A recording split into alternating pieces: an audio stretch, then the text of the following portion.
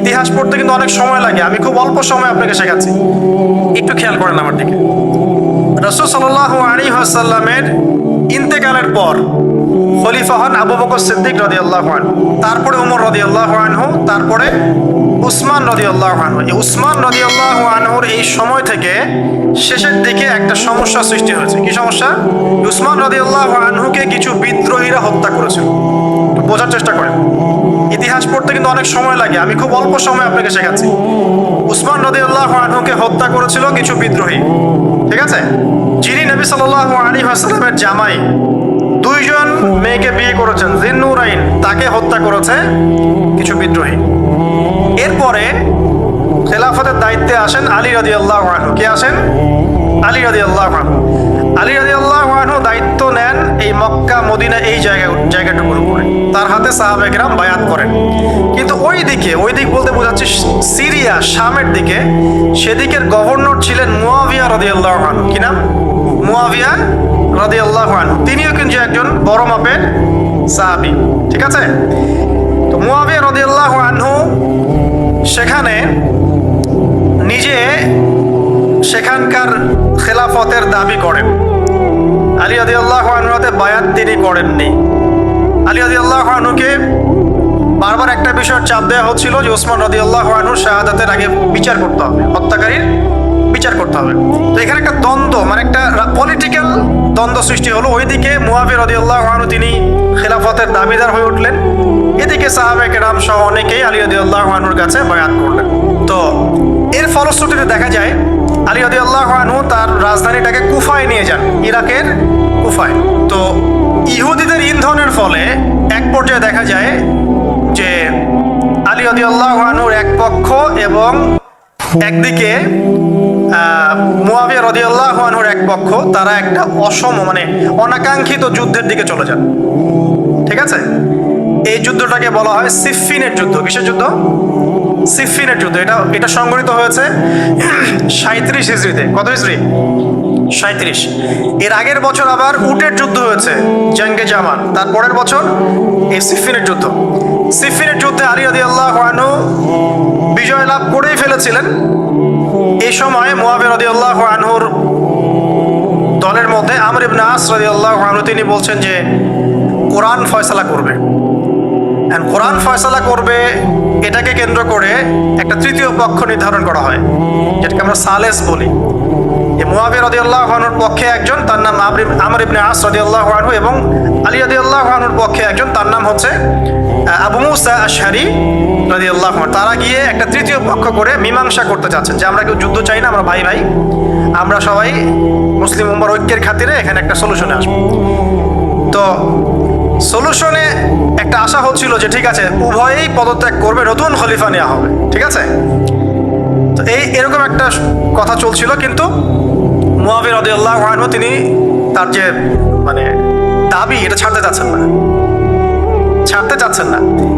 এদিকে আলী রাদিয়াল্লাহু আনহু দলের মধ্যে কিছু মানুষ, প্রায় 12,000, তারা এই দল থেকে বের হয়ে গেল যে আমরা আলীকেও মানি না রাদিয়াল্লাহু আনহু, মুয়াবিয়াকেও মানি না রাদিয়াল্লাহু আনহু, এই আমর ইবনে আসকেও মানি না রাদিয়াল্লাহু আনহু, এবং এই আবু মুসা আশআরী তাকেও মানি না, আমরা কাউকেই মানি না। এবং এদেরকে বলা হয় খারেজি। কি বলা হয়? খারেজি। তারা এইখান থেকে দল থেকে বের হয়ে গেলেন। শুধু তাই না, তারা ফতোয়াও দিল যে আলী এবং মুয়াবিয়া এবং আমর ইবনে আস, আবু মুসা আশআরী সবাই কাফের। নাউজুবিল্লাহ। কারণ কি? কারণ হচ্ছে তারা আল্লাহর কিতাব, আল্লাহর বিধান দ্বারা বিচার ফয়সালা করছে না, মানুষের মত তারা গ্রহণ করছে। মানে ওদের উদ্ভট যুক্তি আর কি। তারা আল্লাহর কিতাব দিয়ে ফয়সালা করছে না, বরং মানুষের রায় গ্রহণ করছে। এটা একটা খোরা যুক্তি ছিল। আলী রাদিয়াল্লাহু আনহু এদেরকে দমন করলেন। নহরওয়ান নামক জায়গায় তাদের সাথে যুদ্ধ হলো, এবং এই যুদ্ধে আলী রাদিয়াল্লাহু আনহু জয়লাভ করলেন। তো সিফফিনের যুদ্ধটা হয়ে গেল। এখন দেখেন দুইটা পক্ষ পাচ্ছেন আপনি এখানে, আলী রাদিয়াল্লাহু আনহু একটা পক্ষ, একটা কার? মুয়াবিয়া রাদিয়াল্লাহু আনহুর পক্ষ। এখন এই যে খারেজিরা বের হয়ে গেল, এখন তো দেখা যায় যে কিছু কিছু শব্দ বললে মানুষ খারেজি ট্যাগ দিয়ে দেয় না? দেখেন এই খারেজি আকীদার সাথে কিন্তু আসলে পলিটিক্যাল সমালোচনার কোনো সম্পর্ক নেই। যদি খারেজি আকীদার সাথে পলিটিক্যাল সমালোচনার সম্পর্ক থাকতো তাহলে তো মুয়াবিয়া রাদিয়াল্লাহু আনহু এবং তার অনুসারীদেরকেও খারেজি বলতাম। আলী রাদিয়াল্লাহু আনহুর খেলাফত তিনি মানছেন না, কথা বুঝতে পারছেন? পলিটিক্যাল দ্বন্দ্বের সাথে, পলিটিক্যাল সমালোচনার সাথে কিন্তু খারেজি বা খাওয়ারিজম মতবাদটা আসলে জড়িত না। এটা কার সাথে জড়িত? ওই যে একদিন বলেছিলাম, খারেজিরা মনে করে কবিরা গুনাহ করলে কোনো ব্যক্তি কি হয়ে যায়? কাফের হয়ে যায়। খারেজিদের আকীদা হচ্ছে কবিরা গুনাহ করলে কোনো ব্যক্তি কাফের হয়ে যায়। এই আকীদাটার নাম খারেজি আকীদা। এটা কি বাংলাদেশে মুসলিমরা লালন করে? কোনো আলেম, কোনো বক্তা, কোনো মুফাসসির, কোনো মুহাদ্দিস আপনাদেরকে বলেছে কখনো এই দেশের মাটিতে যে কবিরা গুনাহ করেছে এরা এদেরকে মেরে ফেলো? বলেছে? কিন্তু আপনি কিছু হক কথা বললে আপনাকে ট্যাগটা খেতে হয়। আসলে এই যারা এই ধরনের মানে বলেছে একদিন খারেজি ম্যানুফ্যাকচার কোম্পানির সাথে সদস্য, এরা ভাঙাচোরা ইস্যু পেলেই কাউকে খারেজি ট্যাগ দিয়ে দেয়। আসলে মূল বিষয় এরা নিজেরাই খারিজ হয়ে যাচ্ছে দিন দিন, অন্যকে খারিজ করতে করতে নিজেরাই খারিজ হয়ে যাচ্ছে। এখানে দেখেন মুআবিয়া রাদিয়াল্লাহু আনহু এক পক্ষে, আলী রাদিয়াল্লাহু আনহু আরেক পক্ষে। ব্যাটেল, যুদ্ধ হয়ে গেল, সিফিনের যুদ্ধ হয়ে গেল, 3 দিন যুদ্ধ হয়েছে। ওই যুদ্ধে কি মানুষ মারা যায় নাই? মারা যায় নাই? মারা গেছে।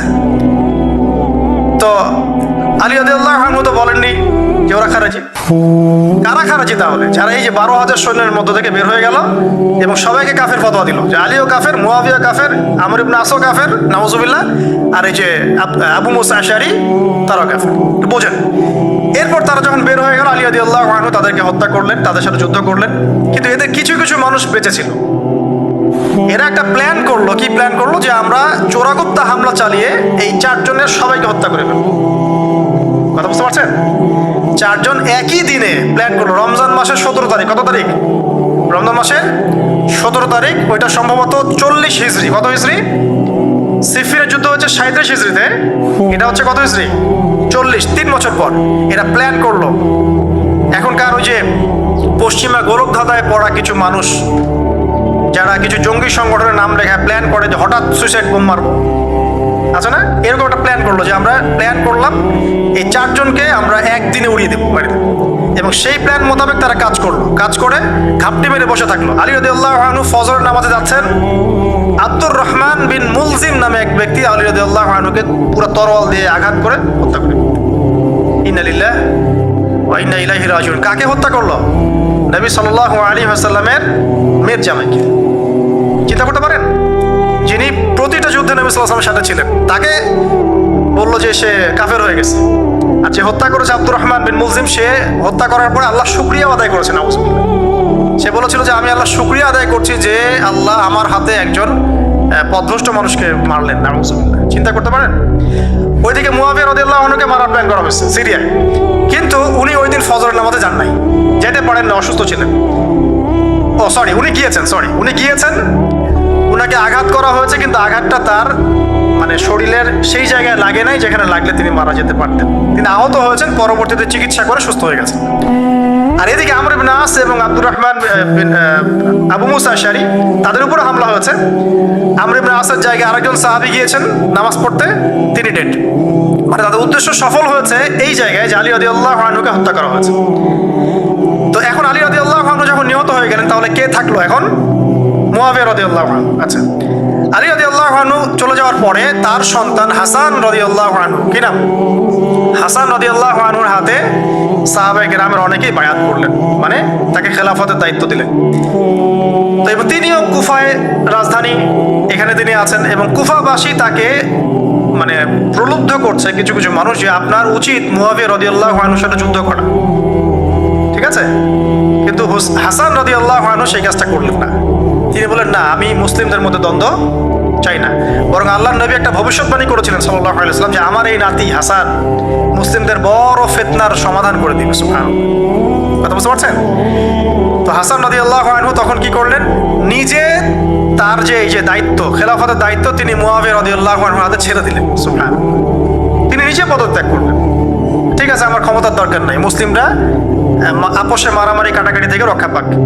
কিছু শর্ত ছিল ওই চুক্তির মধ্যে, যে মুআবিয়া রাদিয়াল্লাহু আনহু যে কাজই করবেন সুরাভিত্তিক করতে হবে, হ্যাঁ, আহলে বাইতদেরকে সম্মান করতে হবে, ভাতা নির্ধারণ করতে হবে, এরকম কিছু শর্ত ছিল। ঠিক আছে? তো মুআবিয়া রাদিয়াল্লাহু আনহু মেনে নিলেন। এবার কিন্তু সারা মুসলিম জাহানের কে খলিফা হলেন? কি নাম বলেন? মুআবিয়া রাদিয়াল্লাহু আনহু। এবং এরপর তিনি একাধারে 20 বছর খেলাফতের দায়িত্ব পালন করেছেন। কত বছর? 20 বছর। 40 হিজরিতে এই যে আলী রাদিয়াল্লাহু আনহু মারা যান, আর 20 বছর খেলাফতের দায়িত্ব পালন করেন কে? মুয়াবিয়া রাদিয়াল্লাহু আনহু। এবং এই সময় মুসলিমরা অনেক উন্নতি করেছে। এই সময় 1700টার মতো নৌ জাহাজ ছিল মুসলিমদের। সাইপ্রাস দ্বীপ থেকে শুরু করে পর্তুগাল থেকে শুরু করে চায়না, এদিকে আফ্রিকা থেকে শুরু করে পুরো এই যে ভারতবর্ষ সবই মুসলিমদের। চিন্তা করতে পারেন, পুরো বিশাল অর্ধবিশ্বের চেয়ে বড় জায়গায় শুধুমাত্র মুসলিমদের, এবং তিনি ওটাকে শাসন করছেন। কে শাসন করছেন? মুয়াবিয়া রাদিয়াল্লাহু আনহু। ঠিক আছে, এবার টার্নিং পয়েন্ট। এবার মুয়াবিয়া রাদিয়াল্লাহু আনহু ইন্তেকাল করলেন 60 হিজরিতে। ঠিক আছে, আর এদিকে হাসান রাদিয়াল্লাহু আনহু ইন্তেকাল করেছিলেন 49 হিজরিতে। ইন্তেকালের সময় তিনি তার পরবর্তী দায়িত্বশীল নির্ধারণ করে গেলেন বা নিয়োগ করে গেলেন তার পুত্র ইয়েজিদকে। কাকে? ইয়েজিদকে। এই জায়গাটাতে সাহাবায়ে কেরাম রাদিয়াল্লাহু আনহুমের অনেকেই মানেন নাই, কারণ তখন তার চেয়েও যোগ্য মানুষ সমাজে ছিল। ঠিক আছে, তখন আব্দুল্লাহ বিন ওমর বেঁচে আছেন, আব্দুল্লাহ বিন আব্বাস বেঁচে আছেন, আব্দুল্লাহ বিন জুবায়ের রাদিয়াল্লাহু আনহু, বড় বড় জলিল কাদির সাহাবী, তারা তখন বেঁচে আছেন। কিন্তু কি করলেন মুয়াবিয়া রাদিয়াল্লাহু আনহু, আল্লাহ তাকে জান্নাতবাসী করুন, তিনি তার ছেলে ইয়েজিদকে শাসন ক্ষমতা দিয়ে গেলেন। এই যে শুরু হলো বাবার পরে ছেলে, বুঝতে পারছেন, রাজতন্ত্র শুরু হলো। এবার সাহাবায়ে কেরামদের মধ্যে অনেকেই এটা মানতে চাচ্ছেন না। যারা মানতে চাচ্ছেন না তাদের মধ্যে আছেন আব্দুল্লাহ বিন ওমর রাদিয়াল্লাহু আনহুর ছেলে, আছেন আব্দুল্লাহ বিন আব্বাস রাইসুল মুফাসসিরিন, আছেন আব্দুল্লাহ বিন জুবায়ের বিন আওয়াম রাদিয়াল্লাহু আনহুর ছেলে। এরকম বড় বড় সাহাবী, এবং তারা মক্কা মদিনায়। তো আচ্ছা, এখন এই সাহাবীদেরকে কি আমরা খারিজি বলবো? তারা যে পলিটিক্যালি তাকে সমর্থন করছেন না, পলিটিক্যালি কোনো গভর্নমেন্টের সমর্থন না করলেই খারিজি হয়ে যায়? যদি কেউ বলে আরব বিশ্বের সব যত নেতা আছে এদের মধ্যে অনেকেই ইসরায়েলের সাথে আতাত করেছে, সে কি খারিজি হয়ে যাবে? এই সমালোচনার সাথে খাওয়ারিজমের কোনো সম্পর্ক আছে? যদি কেউ বলে যে পশ্চিমাদের অস্ত্রশস্ত্র নিয়ে মুসলিমরা ইয়েমেনে হামলা করছে, এটা বললে সে খারিজি হয়ে যাবে? যদি কেউ বলে যে মধ্যপ্রাচ্যের কান্ট্রির কিছু নেতা তারা পশ্চিমাদের সাথে চুক্তি করেছে পেট্রো ডলার মনিটরিং সিস্টেম, সে কি খারিজি হয়ে যাবে? যদি কেউ বলে জায়নিস্টদের সাথে আঘাত করে অনেক মুসলিম কান্ট্রি চলছে, তাহলে কি মিডল ইস্টের সমালোচনা করার কারণে একজন ব্যক্তি খারিজি হয়ে যাবে? খারিজি ম্যানুফ্যাকচার্ড কোম্পানি বাংলাদেশে তারা এই সংজ্ঞাই শিখায়, পলিটিক্যাল বিরোধিতা করলে আপনি খারিজি হয়ে যাবেন। অথচ এখানে দেখেন সাহাবায়ে কেরাম রাদিয়াল্লাহু আনহুম মানছেন না ইয়াজিদকে। এবার ইয়াজিদ কি করলো দেখেন। এবার ইয়াজিদ প্রথমত সাহাবীদেরকে কনভিন্স করার চেষ্টা করলেন। তিনি ওখান থেকে তার দূত পাঠালেন, দূত এসে মক্কা মদিনায় বোঝালেন যে আপনারা মেনে নেন, ভালো হবে, ইত্যাদি ইত্যাদি। আব্দুল্লাহ বিন ওমর রাদিয়াল্লাহু আনহু বলেন ঠিক আছে মেনে নিলাম, আব্দুল্লাহ বিন আব্বাস রাদিয়াল্লাহু আনহু বলেন ঠিক আছে মেনে নিলাম। কিন্তু আব্দুল্লাহ বিন জুবায়ের রাদিয়াল্লাহু আনহু মানলেন না। তিনি মানছেন না, আমি কিছুতেই মানি না, তার সে খেলাফতের যোগ্য না, এর চেয়ে অনেক বড় বড় যোগ্য মানুষ আছে, আমি মানছি না। বরং তিনি এখান থেকে সরে আসলেন। এবার ইমাম হুসাইন রাদিয়াল্লাহু আনহু, যার কথা প্রশ্ন করেছেন, লম্বা উত্তর দিচ্ছি। ইমাম হুসাইন রাদিয়াল্লাহু আনহুর হাতে অনেকে বায়াত করতে চাইল যে আপনি যোগ্য খেলাফতের, ইয়াজিদ যোগ্য না, কে যোগ্য? আপনি যোগ্য। এবং তার হাতে কুফাবাসী বায়াত করতে চাচ্ছে, তাকে ডাকছে আপনি মক্কা থেকে চলে আসেন কুফায়। কুফা কোথায়? ইরাকে। আপনি মক্কা থেকে কুফায় চলে আসেন, আমরা আপনার হাতে বায়াত করব। এবার হুসাইন রাদিয়াল্লাহু আনহু সপরিবারে, তার পরিবার আহলে বাইত সবাই নবীর পরিবারের সদস্য, চিন্তা করেন, নবীর পরিবারের প্রায় 80 জন সদস্য। কতজন? তারা এই যে বের হলেন, যাচ্ছেন কোথায়? কুফায়। এবার ওই ইয়াজিদের নিয়োজিত যে গভর্নর ছিল ইরাকের কুফায়, তার নাম আব্দুল্লাহ বিন জিয়াদ। কি নাম? আব্দুল্লাহ বিন জিয়াদ। আব্দুল্লাহ বিন জিয়াদ সে একটা সেনাবাহিনী পাঠালো। সেনাবাহিনীতে সদস্য ছিল 4000। কতজন? 4000। এই 4000 সেনাবাহিনী নিয়ে আব্দুল্লাহ বিন জিয়াদের যে কমান্ডার, তার নাম সম্ভবত আমর বিন, প্রথমে আমের বা ওমর আছে, ওমর বিন সাদ এরকম কিছু একটা, সে আহলে বাইতদেরকে ঘিরে ফেললো। তাকে ঘিরে ফেললো ইমাম হুসাইন রাদিয়াল্লাহু আনহু, তার ছোট ছোট বাচ্চা কাচ্চা, তার স্ত্রী সন্তান এবং আহলে বাইতের সদস্য। যারা আহলে বাইত মানে বোঝেন তো, নবীর পরিবারের সদস্য। এবার হুসাইন রাদিয়াল্লাহু আনহু যুদ্ধ চাচ্ছেন না, তিনি যুদ্ধ চাচ্ছেন না। তিনি বলছেন যে আমাকে 3টার যে কোনো একটা পথ বেছে নিতে দাও, আমি তোমাদের সাথে যুদ্ধ করতে চাই না। 1 নাম্বার, আমাকে সরাসরি ইয়াজিদের সাথে সাক্ষাৎ করতে দাও, আমি ওর সাথে কথা বলে সলভ করবো, প্রবলেম কি। 2 2 নাম্বার, আমাকে পথ ছেড়ে দাও, আমি চলে যাই কোনো সীমান্তবর্তী এলাকায়, সেখানে কাফেরদের সাথে যুদ্ধ করবো, জিহাদ করবো, সেখানে মারা যাবো, শহীদ হবো।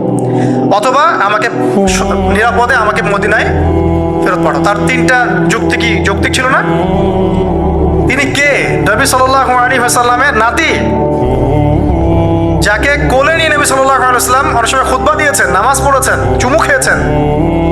ফাতিমা রাদিয়াল্লাহু আনহার নয়নমণি, চিন্তা করতে পারেন? এবং যিনি জান্নাতের যুবকদের সর্দার হবেন। কিন্তু এই যে আব্দুল্লাহ বিন জিয়াদের যে সেনাবাহিনী, হুসাইন রাদিয়াল্লাহু আনহুর আর্তনাদ শুনল না। 4000 সৈন্য মিলে 80 জনকে কেটে টুকরা টুকরা করে ফেলেছে। একজন শুধু বেঁচে ছিল, তার নাম জয়নুল আবেদিন। কি নাম? জয়নুল আবেদিন। তিনি একজন বেঁচে ছিলেন, বাকি সবাইকে হত্যা করা হয়েছে।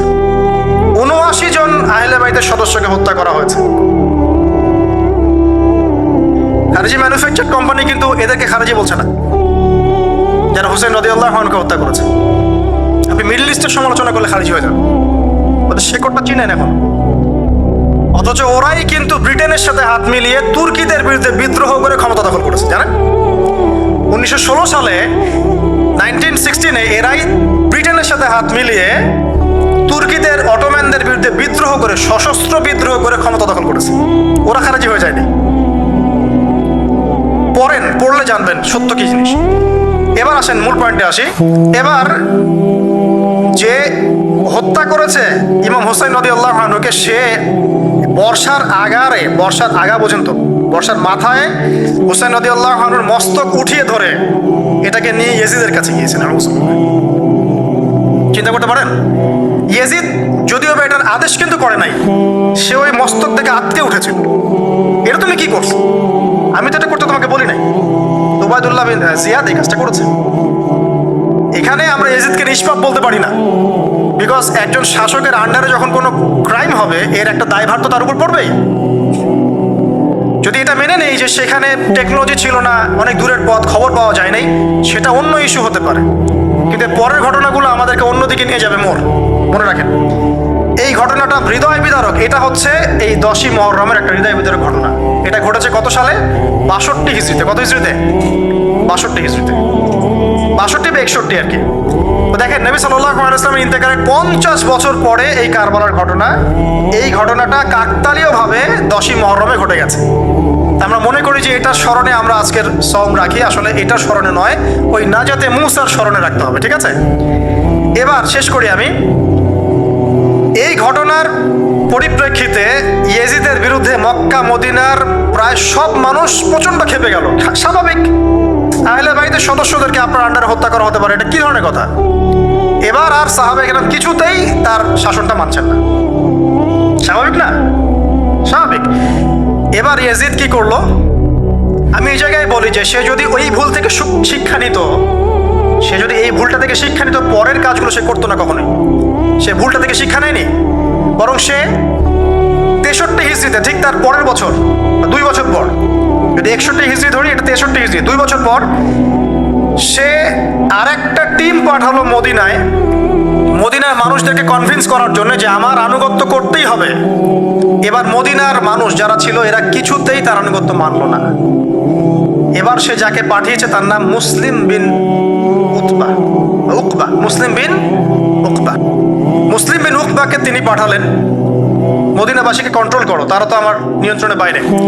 এবার মদিনাবাসী তার কথা শুনছে না, তার কথা মানছেও না। তো 61 হিজরির এই হৃদয় বিদারক ঘটনার পরে 2 বছর পরে 63 হিজরিতে ইয়াজিদ পাঠালেন মুসলিম বিন উকবাকে প্রায় 10,000 সৈন্য দিয়ে। কত হাজার? প্রায় 10,000 সৈন্য দিয়ে পাঠালেন মদিনাবাসীকে কন্ট্রোল করার জন্য। তো কারবালা ঘটনা বুঝলেন, এই 61 হিজরিতে এই কারবালা ঘটনা ঘটে, যেটা স্মরণে অনেকে রোজা রেখে থাকে সমাজে। আসলে এটা স্মরণে নয়, নাজাতে মূসার স্মরণে রাখতে হবে ইনশাআল্লাহ তাআলা। আল্লাহ পাক তৌফিক দান করুন, আমিন। এরপর মদিনাবাসী আর মক্কাবাসী এই যে ইয়াজিদের বিরুদ্ধে খেপে গেল। তারা কিছুতে তার আনুগত্য মানবে না, কিন্তু ইয়াজিদ চাপ প্রয়োগ করতে লাগলো। এক পর্যায়ে সেই যে মুসলিম বিন উকবাকে পাঠালো 10,000 সৈন্য দিয়ে মদিনায়। 3 দিন সে মদিনা অবরোধ করে রাখলো, সবাইকে বললো যে ইয়াজিদের আনুগত্য করতে হবে, অন্যথায় তোমাদের উপর হামলা করা হবে। নবীর শহরে মুসলিম বিন উকবার নেতৃত্বে পিছনে ইয়াজিদ ছিল। ইয়াজিদের শাসন আমলে মুসলিম বিন উকবার নেতৃত্বে 63 হিজরিতে 3 দিন মদিনায় ম্যাসাকার চালানো হয়েছে। মদিনার মানুষকে হত্যা করা হয়েছে। মদিনার মানুষ সাহসিকতার সাথে যুদ্ধ করেছে, ডিফেন্ড করেছে, তাদেরকে হত্যা করা হয়েছে। মদিনা লুটপাট করা হয়েছে, ধ্বংসযজ্ঞ চালানো হয়েছে, হাজার হাজার মানুষ মারা গেছে। এখন আমাকে বলেন, এই যে মদিনার যে মানুষগুলো এই মুসলিম বিন উকবার সেনাবাহিনীর বিরুদ্ধে দাঁড়িয়েছিল, এরা কি খারেজি ছিল? ওরা যে শাসকের বিরুদ্ধে যুদ্ধ করলো, উত্তর দেন। এই খারেজি ম্যানুফ্যাকচার কোম্পানিকে বলেন, উত্তর দিতে বলেন। মুসলিম বিন উকবার নেতৃত্বে যে বাহিনী মদিনা আক্রমণ করলো আর মদিনাবাসী যে বীরত্বের সাথে ডিফেন্ড করলো, এখন কি মদিনার সব মানুষ খারেজি হয়ে গিয়েছিল? পলিটিক্যাল দ্বন্দ্বের সাথে খাওয়ারিজমের কোনো সম্পর্ক আছে? মানুষকে কি বোঝায়? শুধু তাই না, এই সময়ে মক্কায় আব্দুল্লাহ বিন জিয়াদ রাদিয়াল্লাহু আনহু তিনিও তার বলয় গড়ে তুলেছেন, তার হাতে মানুষ বায়াত শুরু করেছে। আর ইয়াজিদকে মানুষ মানছে না, বলছে আব্দুল্লাহ বিন জুবাইর, তার হাতে আমরা খেলাফতের বায়াত করব। বহু মানুষ আব্দুল্লাহ বিন জুবাইর রাদিয়াল্লাহু আনহুর হাতে বায়াত করা শুরু করলেন। এবং ইয়াজিদ এবার মদিনায় ধ্বংসযজ্ঞ চালানোর পর ঠিক ওই বছরেই, সেম বছরেই আরেকজন ব্যক্তি আছেন হুসাইন বিন নুমায়ের, তাকে কিছু সেনাবাহিনী দিয়ে পাঠালেন মক্কা আক্রমণ করতে। হুসাইন বিন নুমায়ের সেনাবাহিনী নিয়ে মক্কা আক্রমণ করলো। মক্কার কাবা ঘরের গিলাফে হামলা করা হয়েছে, মিনজানিক ছোড়া হয়েছে এবং মক্কাকে অবরোধ করে রাখা হয়েছে। তো মদিনায় হামলা চালানোর পর একই বছর ওই 63 হিজরিতেই, আর মদিনায় হামলার যে যুদ্ধটার নাম একটা আছে, এটা বলে দিই, যে মদিনায় যে ইয়াজিদের নেতৃত্বে মুসলিম বিন উকবা হামলা চালিয়েছিল, যখন মদিনাবাসী এটাকে ডিফেন্ড করেছে এবং মদিনা মানুষ মারা গেছে, অনেক শহীদ হয়েছেন, এই যুদ্ধের নাম হচ্ছে হাররার যুদ্ধ। কিসের যুদ্ধ? হাররার যুদ্ধ। এর ওই বছরেই ইয়াজিদের নেতৃত্বে আবারও মক্কায় আক্রমণ করা হয়েছে, যেখানে আব্দুল্লাহ বিন জুবাইর রাদিয়াল্লাহু আনহু তিনি খেলাফতের দায়িত্ব বায়াত গ্রহণ করছেন। সেখানেও মিনজানিক চালানো হয়েছে, হামলা চালানো হয়েছে। মক্কার কাবা ঘরের দেয়ালে পর্যন্ত মিনজানিকের গোলা লেগেছিল, মানুষ জানেই না কাবা ঘরে হামলা হয়েছে। এখন আব্দুল্লাহ বিন জুবাইর রাদিয়াল্লাহু আনহু, যিনি এই অন্যায়ের প্রতিবাদ করছেন মক্কায়, তিনি কি খারেজি নাকি বীর? কোনটা? সুবহানাল্লাহ। এটা হক কথা বললে মানুষকে খারেজি বলে, আর চাটুকারিতা করলে এদেরকে বীর বলে। সুবহানাল্লাহ। আব্দুল্লাহ বিন জুবাইর রাদিয়াল্লাহু আনহু সেখানে তার হাতে মানুষ বায়াত নেওয়া শুরু করল। তবে এই হুসাইন বিন নুমায়ের সেখানে তাকে হত্যা করতে পারে নাই, বরং সে ফিরে যায়, কারণ ওই বছরে ইয়াজিদ মারা গিয়েছে। এটা আল্লাহ পাকের ফয়সালা। হয়তো মানুষ তার প্রতি প্রচন্ড রুষ্ট ছিল, মানুষ দোয়া করেছে, মানুষ বদদোয়া করেছে, অনেক কিছুই করেছে। আল্লাহ পাক ওই বছরেই সে মারা যায় এবং সে খুব ব্যথিত ছিল শেষ বয়সে হুসাইন রাদিয়াল্লাহু আনহুর এই ঘটনাটা কেন্দ্র করে। আমরা দোয়া করি আল্লাহ পাক, যদি আল্লাহ পাক তার নিজ দয়ায় তাকে মাফ করতে পারেন, কোনো সুযোগ থাকে আল্লাহ পাক তাকে মাফ করতে পারেন, আমরা পলিটিক্যালি এই ঘটনাগুলো সমালোচনা করতে পারি। হুসাইন রাদিয়াল্লাহু আনহুর হত্যাকাণ্ড কোনো সাধারণ ঘটনা ছিল না, হাররার যুদ্ধ কোনো সাধারণ ঘটনা ছিল না, আব্দুল্লাহ বিন জুবাইর রাদিয়াল্লাহু আনহুকে মক্কায় আক্রমণ করা কোনো সাধারণ ঘটনা ছিল না। এরপরে আব্দুল মালিক বিন মারওয়ান যখন ক্ষমতায় আসেন, তার প্রায় 10 বছরের পরে, তখন হাজ্জাজ বিন ইউসুফের নেতৃত্বে আবারও এই মক্কায় হামলা হয়েছে। এর নাম শুনেছেন? হাজ্জাজ বিন ইউসুফ। এবার এই হামলাতে আব্দুল্লাহ বিন জুবাইর রাদিয়াল্লাহু আনহু এবং তার অনুসারীদেরকে সবাইকে শহীদ করা হয়েছে। হাজ্জাজ বিন ইউসুফের প্রতিরোধ করার সময় আব্দুল্লাহ বিন জুবাইর এবং তার সাহাবায়ে, তার সঙ্গী সাথে, তারা কি খারেজি ছিলেন? আব্দুল্লাহ বিন জুবাইর রাদিয়াল্লাহু আনহুকে হত্যা করে রৌদ্রের মধ্যে তার লাশটা ঝুলিয়ে রাখা হয়েছে। আব্দুল্লাহ বিন জুবাইর কে আপনাকে বলি? আব্দুল্লাহ বিন জুবাইর রাদিয়াল্লাহু আনহু জুবাইর বিন আওয়াম রাদিয়াল্লাহু আনহুর ছেলে। জুবাইর বিন আওয়াম কে আপনাকে বলি? জুবাইর বিন আওয়াম হচ্ছেন জান্নাতের 10 জন সার্টিফিকেট প্রাপ্ত সাহাবীর একজন। আব্দুল্লাহ বিন জুবাইর আসমা বিনতে আবু বকর রাদিয়াল্লাহু আনহুর সন্তান। আসমা বিনতে আবু বকর কে আপনাকে জানাই। আসমা বিনতে আবু বকর হচ্ছেন আবু বকর সিদ্দিক রাদিয়াল্লাহু আনহুর মেয়ে। জুবাইর বিন আওয়াম এবং আসমা বিন আবু বকর রাদিয়াল্লাহু আনহু, তাদের সন্তান হচ্ছেন আব্দুল্লাহ বিন জুবাইর রাদিয়াল্লাহু আনহু, যাকে এভাবে হাজ্জাজ বিন ইউসুফের সময় হত্যা করা হয়েছে মক্কায়। এই যে ঘটনাগুলো আপনারা শুনুন। এরপরে যদিও বা পরিস্থিতি ঠান্ডা হয়ে যায় আস্তে আস্তে, এবং আব্দুল মালিক বিন মারওয়ানের সময় তিনিও প্রায় 20 বা 22 বছর ক্ষমতা কাটান, এবং ওই সময় মুসলিমরা এই যে সিন্ধু প্রদেশ জয়, ওইদিকে তারেক বিন জিয়াদের স্পেন জয়, এদিকে আপনার এই যে আমাদের ভারতবর্ষ জয়, এগুলো ওই সময় ঘটেছে। ঠিক আছে, ওইদিকে আমরা যাচ্ছি না। মূল যে জায়গাটা আপনাদেরকে আজকে বলতে চাচ্ছি সেটা হলো এই যে প্রথমত কারবালার বিয়োগান্তক ঘটনার সাথে এই 10ই মুহররমের সওমের কোনো সম্পর্ক নাই। এটা নাজাতে মুসার সাথে সম্পৃক্ত, তবে এই হিস্ট্রিটা আপনার জানা থাকা উচিত, কিভাবে আবু বকর সিদ্দিক রাদিয়াল্লাহু আনহু থেকে এই আব্দুল্লাহ বিন জুবাইর রাদিয়াল্লাহু আনহু শাহাদাত পর্যন্ত ঘটনাগুলো ঘটলো। আল্লাহ পাক আমাদের সবাইকে এই ঘটনাগুলো থেকে শিক্ষা নেওয়ার তৌফিক দান